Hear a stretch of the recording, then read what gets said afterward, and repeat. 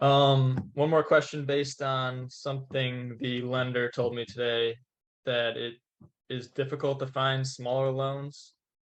So I guess most of the turnkeys I would be looking at would be under 200,000, maybe around 100, 120 for a single family. 25% of that is what, 30K. So that would leave me with a loan less than 100K. A long-term note less than 100K. Have you found that it's hard to find a lender that does that, loans that small?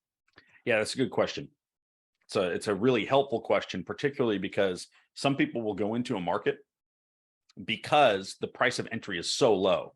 So let's say you could buy, I think of Shreveport, it's a few hours away from here. One of the students is investing in Shreveport, has 4 or 5 doors, but the point of entry, you could buy a reasonably turnkey property for $55,000.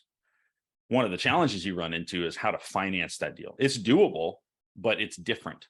And so first, I would say, what's your definition of small? Below $200,000 is, I wouldn't consider that a small loan. Some lenders might, just because they're operationally oriented toward larger size loans. But I would consider a small loan to be under, say, $1,000, smaller loan. And then there's a distinction that's helpful to note between property value and loan value. Some lenders will say our minimum property value is $100,000. Others will say our minimum loan value is $100,000.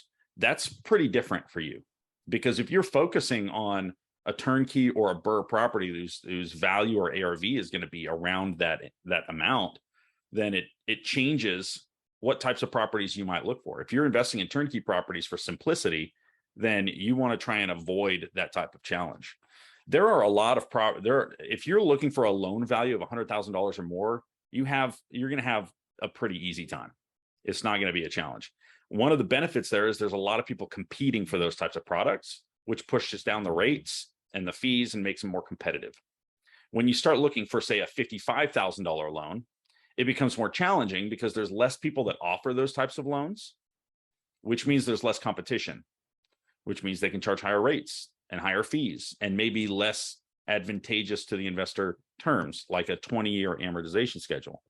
So that's just something that you got to know that you're going to have to trade off. If you've got a $60,000 loan, you might not get the best rate. Your rate might be half a point or a point higher. You might not get a 30-year amortized product. It might be 25 or 20.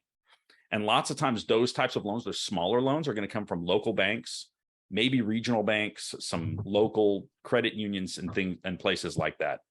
And local banks and even regional banks tend towards shorter amortization products, which means you're going to have less cash flow. You're still making that money. It's just going to end up in equity in your property rather than money in your pocket. So that's what I would say about smaller loans, is defining what is a small loan, then the property value versus loan value, just so that you don't get duped and you make it to the end and you get to closing and then you realize, the underwriters come back and say, oh, actually you're below our value minimum. That will save you a little bit of headache. And then knowing where to look, I think, is pretty valuable too.